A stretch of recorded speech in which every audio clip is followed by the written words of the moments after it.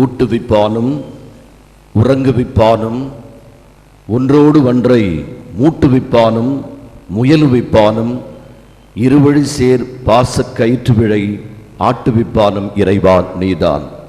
ஆண்டவன் இயேசு கிறிஸ்துவில் எனக்கு பிரியமானவர்களே, மூங்கில் காட்டில் தென்றல் புகுந்தால் இயற்கை குழலூதும், ஏங்கும் இதயத்தில் இறைவன் புகுந்தால் உள்ளம் உருகிப்பாடும், கவி பெருகி பாயும் என்று தமத்திருத்துவ பெருவிழா.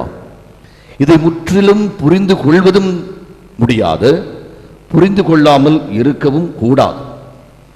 ஒரு கற்பனை. ஆண்டவர் இயேசு கிறிஸ்து தன்னுடைய அப்போஸ்தலர்களை பார்த்து கேட்கிறார், என்னை யார் என்று சொல்கிறார்கள்? பழைய நிகழ்வுதான். எலியா என்று, மோயிசன் என்று, ஸ்நாபகரலப்பர் என்று சொன்னார்கள். ஆனால் இயேசு சற்று கூர்மையாக, நீங்கள் என்னை யார் என்று சொல்லுகிறீர்கள்? அதற்கு ராயப்பர் மட்டும்தான் பேச ஆரம்பித்தார். மற்றவெல்லாம் அந்த சைலண்ட் மோடுக்கு போயிட்டான். ராயப்பர் சொல்றார், ஆண்டவரே, நீர் உண்டாக்கப்பட்டவர் அல்லர், தந்தையோடு ஒரே பொருளாக இருக்கிறவர், நீர்தான் கடவுளுக்கு நிகரானவர், இவர் ஜெனித்தவர் அல்ல, உண்டாக்கப்பட்டவர் அல்லர், you are the eternal logo என்று குறிப்பிடுகிறார், கடவுளோடு வாழுகின்றவர் என்று சொன்னார். சொல்லி முடித்துவிட்டு நாம் இப்பொழுது வாசித்துக் கொண்டிருக்கிறோமே அல்லது விசுவசித்துக் கொண்டிருக்கிறோமே நேசியன் கிரைட் என்று சொல்லக்கூடிய விசுவாச போதனையை சொல்லிவிட்டார். நீங்கள் 3 கடவுள்கள் அல்ல, ஒரே கடவுள். நீங்கள் 3 ஆட்கள், ஆனால் ஒரே ஆள் அல்ல.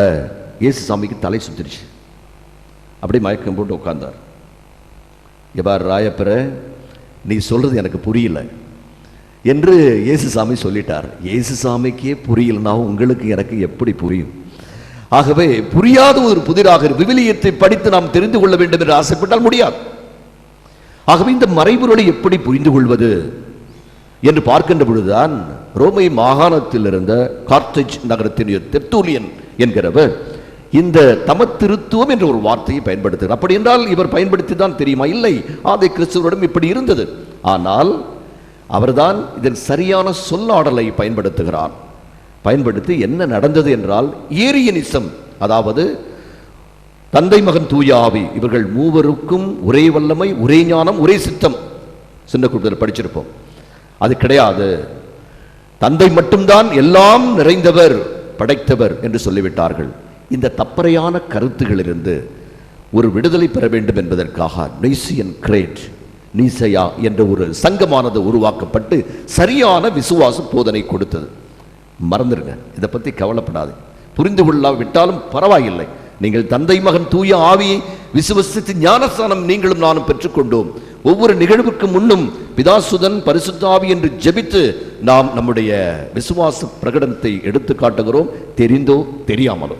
ஆகவே இதையெல்லாம் விட்டுவிடுங்கள். இது வரலாற்று பின்னணி. ஆனால் இதை மட்டும் நீங்கள் மறந்துவிடக் கூடாது. ஒரு பேரரசன் ஒருவன் இருந்தான். அந்த பேரரசனுக்கு ஏழைகள் என்றால் மிகவும் பிடிக்கும். ஏழைகளுக்காக எது வேண்டுமானாலும் செய்வான்.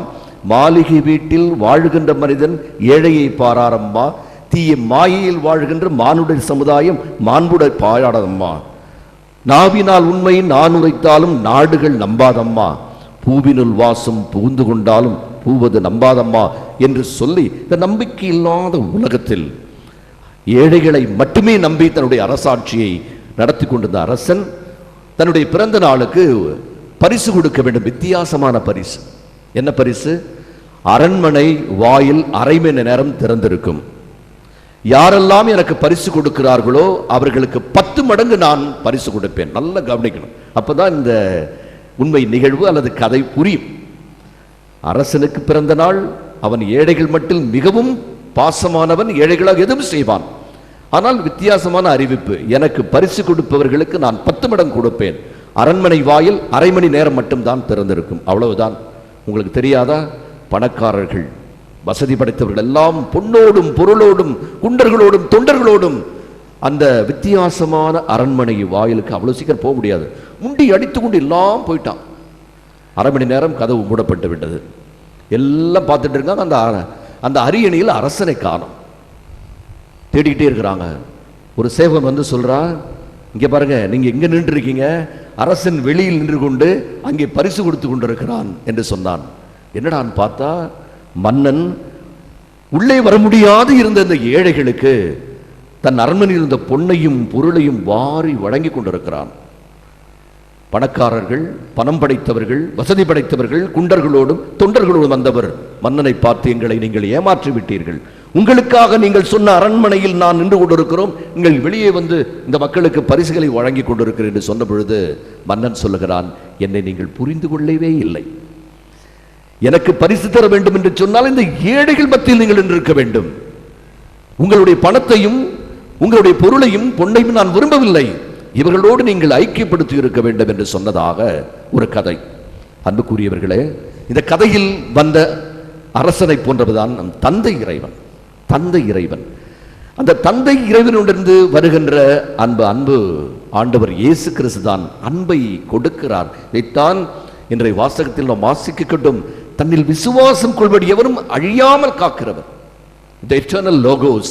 ஆக இந்த அன்பின் வழியது உயிர்நிலை என்பர் பார்க்கின்ற பொழுது, யாரெல்லாம் அன்பை தேடி ஓடினார்களோ அங்கே ஆண்டவர் இயேசு கிறிஸ்து வந்தார். ஆகவே இறைவா, உன்னை நாளும் வருவேன், உன்னை தேடி நாடெங்கிலும் செல்வேன், உன் புகழ் பாடி, உன் அன்பு கடலுக்கோ கரையில்லை, உன்னை நாளும் தொழுவதால் எனக்கு கவலை இல்லை, அண்டம் தீர்த்த இறைவா உன் அருளை பொழிவாய் நிறைவாய் என்று சொல்லி தந்தையினுடைய அன்பை பிரதிபலிக்கிற ஆண்டவர் இயேசு கிறிஸ்து, இவரிடமிருந்து வெளிவருகின்ற தூய ஆவி, இவருடைய முதற்கனியாக அன்புதான். ரோமை திருச்சபைக்கு எழுதிய கடிதம் 5ஆம் அதிகாரம் 5வது திருவசனத்திலே பவுலடியார் சொல்லுவார், அன்பை வெளிப்படுத்துகிறார் என்று குறிப்பிடுகிறார். ஆக ஆண்டவர் இயேசு கிறிஸ்து தூங்கிக் கொண்டிருக்கிறவர்களுக்கு எழுப்புகின்ற விடியல் கால நட்சத்திரமாய், மாலை மங்கும் வேளையிலே மகிழ்ச்சியின் சுடராய், மரகத மணியாய், மாணிக்க கல்லாய், மங்காத தங்கமாய் வாழ்வில் ஒளியேற்றிக் கொண்டிருக்கிற இந்த மூவொரு தேவனுடைய அருளிலும் ஆசீரிலும் நீங்களும் நானும் இருக்க வேண்டும். விளக்கமாக நமக்கே உரிய பானையில், பூமியெல்லாம் புல்முளைத்து பூ பூத்து நிற்குதடா, பூரிப்பான செய்தி ஒன்றை பூமிக்கெல்லாம் சொல்லுதடா, என்னை போன்ற வாழ்வு என்று எண்ணிக்கொள்ள சொல்லுதடா, இயேசு வந்து சொன்னது ஏற்றுக்கொள்ள வேண்டுமடா, மனிதன் பெரும் மகிமையெல்லாம் மங்கி போகும் எழுதடா, மங்கி போகும் பெருமையெல்லாம் மனதில் கொள்ள வேணாமடா, காணுமிடம் புள்ளை வெட்டு கர்த்தர் சொல்லும் பாடமடா, கணக்கு போட்டு பார்த்து விட்டால் காணும் புல் நம்மிலடா, இடறிவிட்டால் வீழ்ந்து போகும் இருக்கும் உயிர் தானையடா, இப்படிப்பட்ட வாழ்வுக்கு இருமாப்பு என்னவடா, பூவும் புல்லும் சேர்ந்து வந்து புத்திக்குழு சொல்லுதடா, புரிந்து கொண்டால் நாம் எல்லாம் புத்திமான் என்போமடா என்ற உணர்வோடு மூங்கில் காட்டில் தென்றல் புகுந்தால் இயற்கை குடல் ஊதும், ஏங்கும் இதயத்தில் இறைவன் புகுந்தால் உள்ளம் உருகிப்பாடும், கவி பெருகிப்பாடும். ஆமென்.